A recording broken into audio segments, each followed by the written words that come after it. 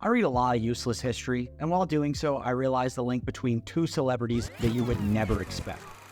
One was a big city poet who inspired me to fill up this notebook with loving poetry. The other was a backwoods Texas meathead that let me know I should never be ashamed of my dietary choices. So, in this video, I will be discussing the link between Walt Whitman and the Liver King. The Liver King. You guys remember Liver King? Around 2021, you couldn't turn on your Instagram without seeing that guy basted all over your page. Brian Johnson burst onto the scene like a bicep flexing out of a tight t-shirt, preaching his primal living that's as naturally unnatural as wearing leather in a vegan cafe. Oh, brother, this guy stinks! Maybe like, I don't know, Kim Kardashian, like her glutes, you know, when her jeans are holding on for dear life, like they have no shot. Oh, sorry. Oh, wait.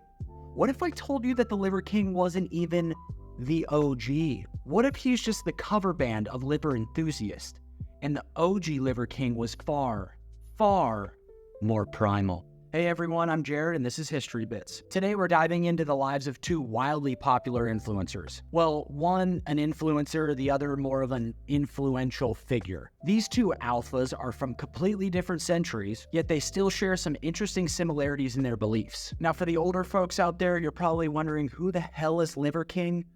Social media star, jack dude, supposedly makes like $100 million a year. Why is he mentioned in the same breath as a dude whose nickname is the Bard of Democracy? And the answer is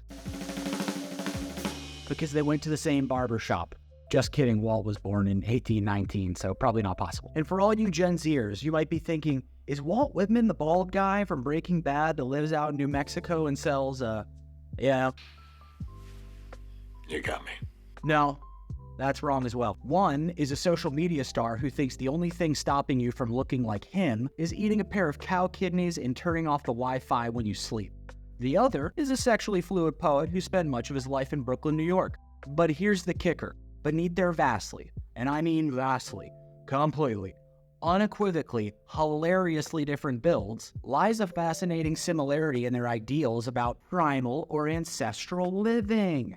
Who knew the road to enlightenment could include liver and literary prose? In this video, we're going to bridge the gap between the 19th and the 21st centuries, like connecting a vintage typewriter to an Instagram account. So, for you youngins out there, let's chat a little bit about Walt, because you're going to need all this juicy info if you ever want a shot at impressing that hot TA in your college literature class. Walt Whitman was born on May 31st, 1819 on Long Island, New York, and is often regarded as one of the most influential poets in American literature. His groundbreaking work and unique style have left a huge impression on the literary world. In his young life, Walt grew up in a large family with modest means, forcing him into the workforce before he was even a teenager. I guess that was just kind of normal back then. I think once you hit about 6 or 7, you were eligible to start working. His early education was informal, but he loved to read and developed a passion for writing. However, he was still a long way from what you might call literary stardom.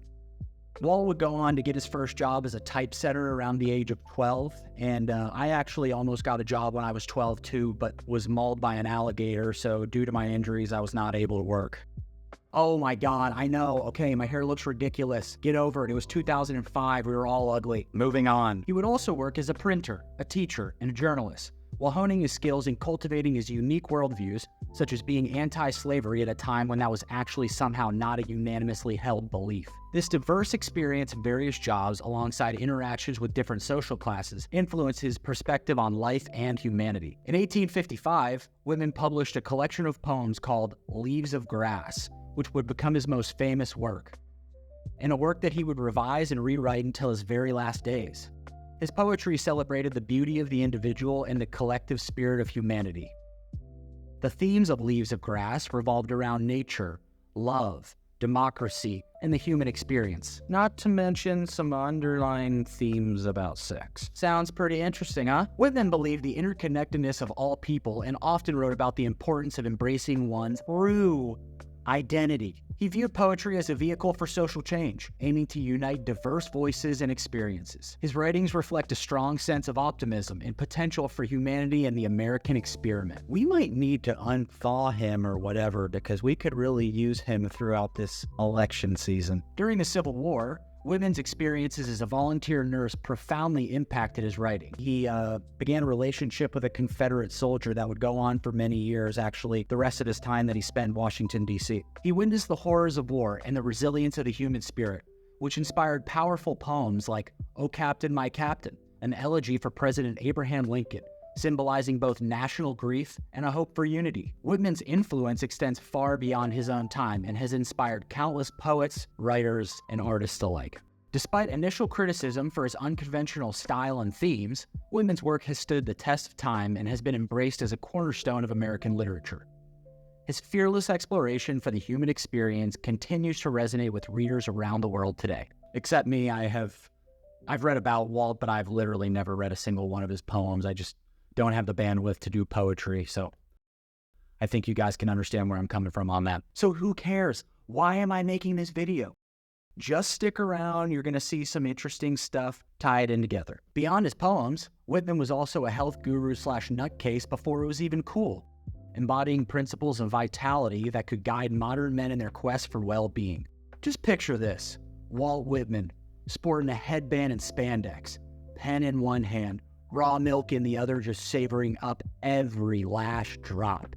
Under his covert alias known as Mose Vessler, Whitman wrote a series of newspaper columns on manly health training, just straight up dropping 18th century fitness knowledge bombs. This long-lost manifesto was recently revisited after 150 years, and it's packed with advice on diet, exercise, grooming, you name it. So, does this make Walt the original fitness influencer? That's probably up for debate, and I'm not really sure of the answer. Whitman's unique approach to manly health training emphasizes a holistic view of physical, mental, and emotional strength. Basically, Walt was saying you need to lift weights and that will lift up your spirits. Let's take a closer look at some of his endorsements. His diet. Whitman believed that food should be as close to its natural state as possible, and that large amounts of protein were absolutely necessary. It was a simpler time, before chemicals were in all of the food that we consume on a daily basis. For Walt, this meant embracing the raw, unprocessed elements of nature. He often wrote about the beauty of the earth's offerings, viewing food as a celebration of life itself. In his eyes, meat was not just sustenance, it was a direct connection to the vitality of the animal and the earth. He famously proclaimed to eat meat was to fully engage with nature's bounty. I'm assuming you guys are kind of starting to see where this is going. Whitman was a staunch advocate for the natural world, and this philosophy extended to his views on personal grooming. He believed in embracing one's natural appearance, rather than conforming to societal standards of beauty. This meant celebrating originality, whether it was through shaggy hair or a rugged beard, both of which with his Rick Rubin thing he did kind of pull off. For Whitman, grooming was not about following society's standards, but was to express one's authentic self. And he really did look authentic. Doesn't he kind of look like a guy that you would see on the infield of a NASCAR race? Overalls on, no shirt underneath, Marlboro hanging out the side of his mouth? Am I the only one? Whitman celebrated the human body in all its glory, viewing it as a vessel of experience and vitality. Rumor has it historians say that he got his best work done while he was running on a treadmill. Not sure if that can be fact-checked or not. He believed that true manliness involves taking pride in one's physical form. Man, he could have made so much money selling these ideas today. It would not even have been funny. For Walt, engaging in regular exercise was necessary, not just for building strength, but for fostering a deep connection with one's body. As a passionate advocate for nature, Whitman found inspiration in the great outdoors. And this is most likely because he knew there was nothing like fresh air to really clear your mind so you could write some killer poems. Whitman would stress that experiencing nature's beauty is crucial for any manly health training program. Right up there with daily bench, daily curls, daily tricep extensions, and rear delts. He'd recommend daily cold exposure because nothing screams manly like a freezing ice bath in the morning. And don't forget about that daily sunlight, which is ironic because this is at a time when kids were working 17 hours a day in dark, unsafe factories, so they probably weren't getting their sunlight. There's no doubt in my mind that he would have been a guest on the Huberman Lab podcast if he were around today. Whitman's work often reflects a deep awareness of the present moment. You know, like that one kid who did 3 months of study abroad in Thailand and then comes back and thinks he's a Buddhist monk. Walt would emphasize the importance of meditation and breathing exercises in any workout regimen. He believed these practices would help men develop strong mental focus, reduce stress, and enhance their connection to physical training. Because let's face it, If you're not connected to your biceps on a spiritual level, then what the hell is the point of being jacked? Walt's celebration of sensuality and the body really shakes up those old school ideas of masculinity. He believed that embracing the body, dad bod, string bean, fat ass, no, can't do that. Basically, we know you have a dad bod. It's okay if you have a dad bod. Own that dad bod. He felt that modern manly training should prioritize body positivity, encouraging guys to pursue fitness for overall health and fun, instead of, trying to be the next Mr. Olympia. I'm gonna keep trying. All right, you've probably heard enough of Walt, so we'll move on to the inevitable Liver King. Meet the Liver King, aka Brian Johnson. If you haven't heard of him, you're probably over 40, or you just refuse to engage in brain rot social media content. With his insane physique, unfiltered personality, and a diet that makes most of us question our life choices, he became a larger-than-life figure who is all about ancestral living around 2021. A guy who believes that the key to wellness is channeling our inner caveman while adhering to his ancestral tenets.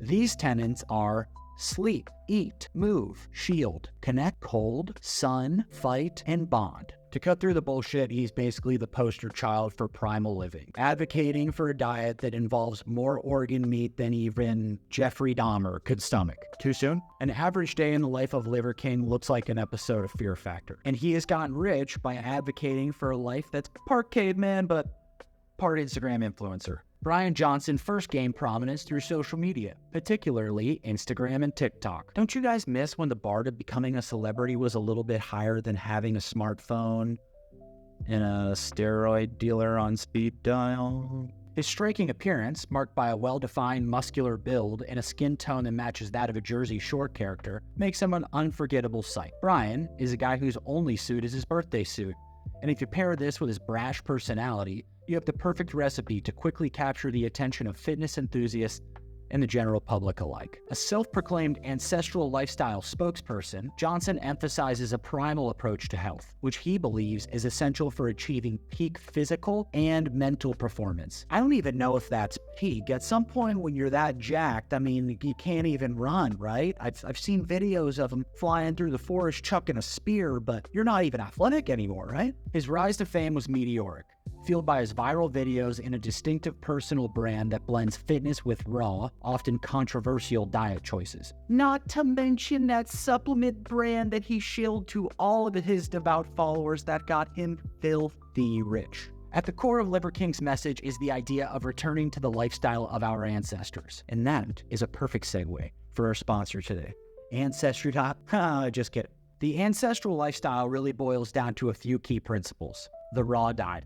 The Liver King is known for his raw meat diet, particularly his fondness for organ meats like liver. He argues that these nutrient-dense foods provide essential vitamins and minerals that are often lacking in modern diets. Johnson encourages a rigorous fitness regimen that includes strength training, outdoor activities, and his primal movements. His approach to exercise focuses on building functional strength and endurance. I don't know about the functional or the endurance part, but he is dense as a Mack truck, so he's doing something right, gear or not. Emphasizing the importance of outdoor activities, the Liver King advocates for spending time in nature to improve mental well-being and physical health. He often shares videos of himself engaging in various outdoor adventures. He promotes building a supportive community around health and fitness, encouraging followers to connect with like-minded individuals who share similar goals. No shit, of course he does. It's made him loaded.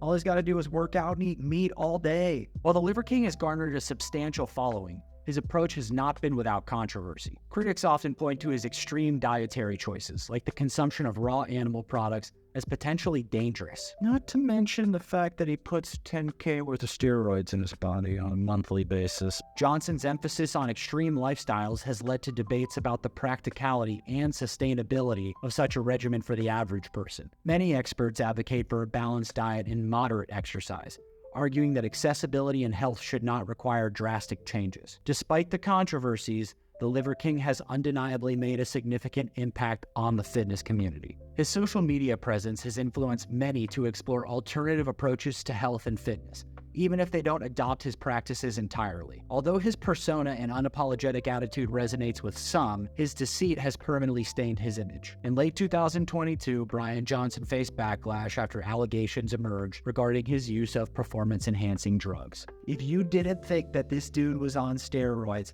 I got a bridge to sell you. A leaked email revealed a discussion about his steroid use, contradicting everything that he had preached. As expected, the fallout was immediate. Many fans and followers felt betrayed, leading to a massive decline in his popularity, and the facade was now over. He responded to the allegations, admitting to using steroids for performance, but told others that everything else he said about living a primal lifestyle was essential. Probably a little late to be giving advice, don't you think? Like I said earlier, at first glance, the Liver King and Walt Whitman might seem like they're from completely different planets. But here's the wild part. If you put these two in a room together, maybe at a dinner table where the main course is bull testicles, there's no doubt they're walking out best friends. After a morning workout of pulling a Hummer, they hit the ice tub together. Then Walt rubs beef tallow all over the Liver King so they can go soak up the sun. All right, yeah, that's gross. Sorry. While Walt and the Liver King probably ran with very different crowds in their respective times, Walt with his fellow poets in a Brooklyn coffee shop wielding a pen, the Liver King gnawing a goat spleen outside of a rustic barn in backwoods Texas, their shared values about the body, nature, authenticity, societal norms, and community create a surprisingly hilarious intersection of ideas. Both Whitman and the Liver King advocate for a lifestyle that's as holistic as it is unique. Well, Walt did, the Liver King. You get the point. Walt might pen a passage about the beauty of the human form, while the Liver King would post an Instagram video captioned, "I did not get ab implants." It's a poetic battle of ideals, where one sings of nature while the other shouts. Their legacies are expressed through wildly different means. One, through lyrical verses, and the other, through the meat sweats. They both still remind us that the pursuit of vitality is indeed a timeless quest. Whether you're doing yoga or lifting in a gym, we're all just trying to stay fit and enjoy our lives. So let's raise a glass to these two health freaks that show us that poetry and primal living can make the human experience a whole lot more fun. Cheers. Whoa.